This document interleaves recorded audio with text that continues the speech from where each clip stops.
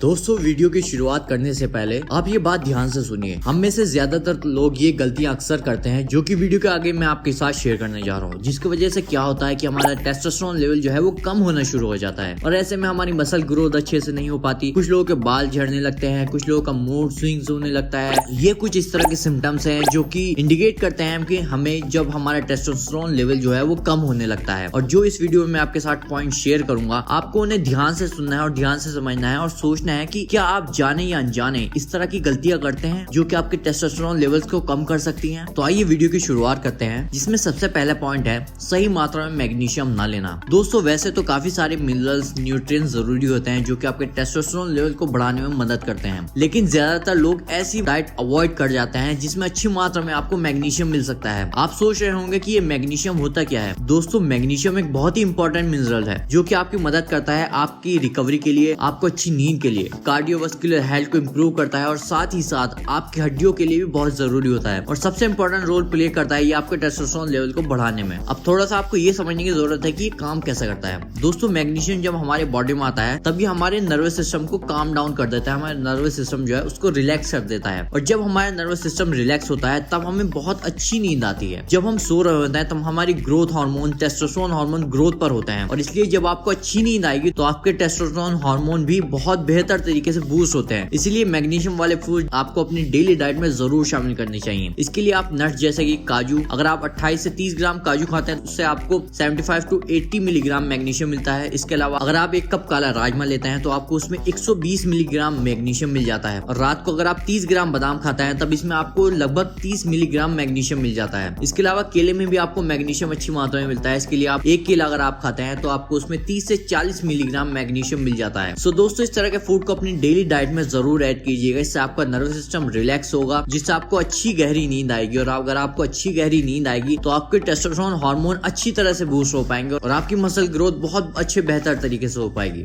दूसरा पॉइंट हमारा स्ट्रेस, तनाव, टेंशन, गम, फिक्र, उलझन। बाहर से भले ही लेकिन अंदर से ज्यादातर लोग, बच्चे से लेकर बूढ़े तक, हर इंसान आजकल उदासी में है। किसी को जॉब की टेंशन है, किसी को पढ़ाई की टेंशन है, किसी को अमीर होने की टेंशन है, किसी को बीवी का स्ट्रेस, किसी को गर्लफ्रेंड का स्ट्रेस, किसी को खानदान का स्ट्रेस, तो किसी को बीमारी का स्ट्रेस। हर तरफ लोगों के दिमाग में स्ट्रेस भरा हुआ है और आपको जानकर ये बेहद हैरानी होगी कि काफी सारी स्टडीज में ये बात सामने आई है कि ये चीज एक वायरल इन्फेक्शन की तरह फैल रहा है स्ट्रेस, और वजह है हमारा सिर्फ लाइफ स्टाइल। जिंदगी का हम लोगों को नजरिया ही बदल चुका है। काफी सारी मोटिवेशनल हम वीडियोस देख लेते हैं या फिर हम अपने किसी पड़ोसी को देख लेते हैं कि वो बहुत अच्छी लाइफ जी रहा है और हम सक्सेस के पीछे भागे हुए हैं बिना ये सोचे समझे कि अगर हमें सक्सेस मिल भी गई और हमारी हेल्थ खराब हो गई तो क्या होगा। फिर वो सक्सेस कोई मायने नहीं रखती।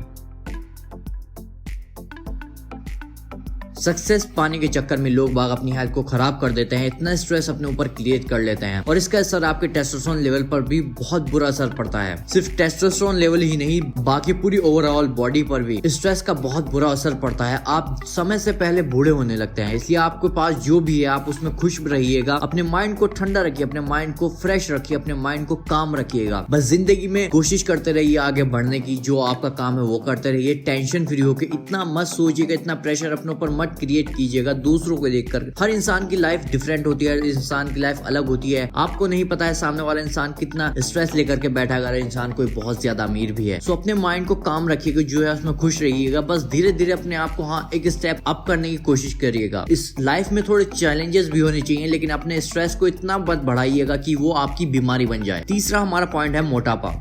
दोस्तों मोटापा 100 बीमारियों की जड़ है, उनमें से एक टेस्टोस्टेरोन लेवल भी है और जो हमारा मोटापा बढ़ रहा है उसकी डायरेक्ट वजह है हमारा ईटिंग लाइफस्टाइल। आजकल के लोग पेट को पेट नहीं समझते बल्कि एक डस्टबिन की तरह ट्रीट करते हैं अपने पेट को। गली में कुछ मिल जाता है अंदर डाल लेते हैं पेट में, किसी और स्टॉल पे कुछ मिलता है चलो पेट में डाल लीजिए, कुछ भी सामने आता है बस खाते जाओ बिना कोई परवाह किए। नतीजा भले ही कुछ भी निकले और नतीजा यही निकलता है कि आपकी चर्बी बढ़ने लगती है, साथ ही अलग अलग तरह की बीमारियां आने लगती है और साथ में टेस्टोस्टेरोन लेवल भी आपका खराब होने लगता है। इसलिए हर खाने के सोच समझ करके खाइएगा, सही मात्रा में, एक सही क्वांटिटी में हमें खाने को खाना है और अपनी डाइट में हेल्दी चीजों का उपयोग ज्यादा कीजिएगा। नेचुरल फूड्स का आपको ज्यादा इस्तेमाल करना है, फल सब्जियां वगैरह। रोटी चावल को थोड़ा कम खाइएगा, फल सब्जी प्रोटीन वाली चीजें ये ज्यादा खाइएगा। चौथा हमारा पॉइंट है रिफाइंड ऑयल।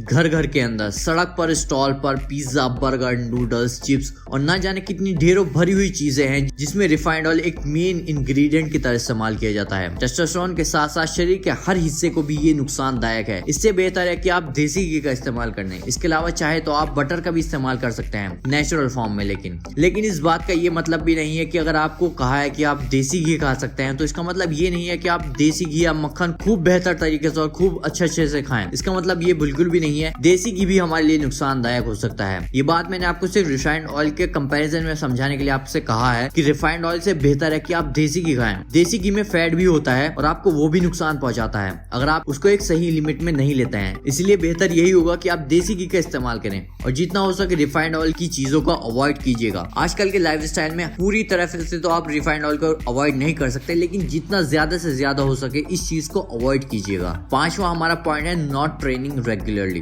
काफी सारे लोगों का ऐसा रूटीन रहता है कि एक महीने में वर्कआउट करते हैं और फिर छोड़ देते हैं, या फिर 10 दिन वर्कआउट किया फिर छोड़ दिया। सबसे मेन मसल लेग्स, जो कि सबसे ज्यादा हेल्प करता है आपके टेस्टोस्टेरोन लेवल्स को बूस्ट करने में। और लेकिन काफी लोग क्या करते हैं, लेग डे को मिस ही कर देते हैं, वो लेग डे लगाते ही नहीं है। दोस्तों, चाहे आप वेट गेन करना चाहते हैं या वेट लॉस करना चाहते हैं, आपकी बॉडी में टेस्टोस्टेरोन लेवल अगर अच्छा नहीं है तब ये बात निश्चित है कि आप अपना गोल अचीव नहीं कर पाएंगे। दोस्तों, ट्रेनिंग एक्सरसाइज अपने आप में एक मेडिसिन की तरह होती है। दुनिया भर में बहुत सारी रिसर्चेज हो रही हैं जिसमें एक्सरसाइज एक मेडिसिन की तरह काम कर रही है। कैंसर, डायबिटीज, ब्लड प्रेशर और भी काफी सारी बीमारियां हैं। एक्सरसाइज उनके लिए एक दवाई का काम कर रही है, इसलिए आपको ये दवाई रेगुलर लेते रहनी चाहिए। हर रोज एक टाइम एक्सरसाइज के लिए आपको जरूर निकालना चाहिए। सही एक्सरसाइज आप करेंगे तो सही डाइट आप ले पाएंगे, क्योंकि जब हम एक्सरसाइज करते हैं तब हमारी बॉडी डिमांड पैदा करती है सही फूड की। उसके बाद हम सही फूड अपने बॉडी में डालते हैं और सही सप्लीमेंट अपनी बॉडी को देते हैं, सही नींद अपनी बॉडी को देते हैं रेस्ट के लिए। तो ये चीजें बैलेंस क्रिएट करती हैं। और वहीं दूसरी तरफ अगर आप कंसिस्टेंसी के साथ एक्सरसाइज नहीं करते हैं तो बाकी चीजें भी गड़बड़ होने लगती हैं। इसलिए एक्सरसाइज को भी कभी नहीं छोड़ना चाहिए। अब एक्सरसाइज का मतलब सिर्फ ये नहीं है कि आपको जिम ही जाना है। अगर आप साइकिलिंग करना चाहते हैं या रनिंग करना चाहते हैं, आप कर सकते हैं जो आपको बेटर लगे। और अगर आप जिम कर रहे हैं तो लेग डे कभी भी मिस नहीं करना आपको। Number 6, steroid. दोस्तों, एक बड़ी पॉपुलेशन आज खास करके जिम में, वैसे तो स्टेरॉइड काफी सारी बीमारियों में इस्तेमाल किया जाता है, लेकिन ये डॉक्टर के डिसाइड करेगा कि आपको स्टेरॉइड इस्तेमाल करना है या नहीं करना है। लेकिन आजकल जल्दीबाजी के चक्कर में, जल्दी बॉडी बनाने के चक्कर में लोग एनाबॉलिक्स स्टेरॉइड्स के नाम पर ढेरों सारे स्टेरॉइड अपनी बॉडी में डालते हैं। टेम्परेरी तौर पर तो दोस्तों आपको ये फायदा करती हैं, लेकिन लॉन्ग टर्म में, लॉन्ग रन में ये आपको बर्बाद कर देती हैं। इसलिए जल्दी बॉडी बनाने के चक्कर में इसका इस्तेमाल ना करें। कंपटीशन खेलने वाले लोग ये इस्तेमाल करते हैं, लेकिन उनका प्रोसेस अलग होता है। इसलिए आप सिर्फ नेचुरल सप्लीमेंट्स का ही इस्तेमाल कीजिएगा, जैसे कि अश्वगंधा और आपकी अच्छी प्रोटीन डाइट। यकीन मानिए दोस्तों, आपके लिए इनफ हो जाएगा, आपको स्टेरॉइड लेने की जरूरत नहीं पड़ेगी। लेकिन दोस्त, जल्दी बॉडी बनाने के चक्कर में अगर आप स्टेरॉइड लेते हैं और आपकी जल्दी बॉडी बन भी जाती है, लेकिन फिर लॉन्ग टर्म में आपको कुछ एक्ने की, बाल झड़ने की और तरह तरह की बीमारी आपको झेलनी पड़ सकती है, तो इससे कोई फायदा नहीं होता। इसलिए आप कोशिश कीजिएगा नेचुरल चीजों से ही अपनी डाइट लीजिएगा, नेचुरल तरीके से ही अपने टेस्टोस्टेरोन बूस्ट करने की कोशिश कीजिएगा। जो कि पॉइंट्स मैंने आपके साथ शेयर करे हैं वीडियो में, इन सबको गौर फिक्र कीजिएगा कि कहीं आप जाने या अनजाने इस तरह की गलतियां करते तो नहीं है।